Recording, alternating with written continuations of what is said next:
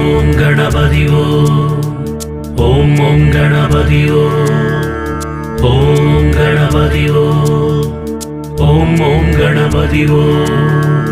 பந்தமகற்றும் அனந்த குண பரப்பும் எவன் பால் உதிக்குமோ எந்த உலகும் எவனிடத்தில் ஈண்டியிருந்து சுரக்குமோ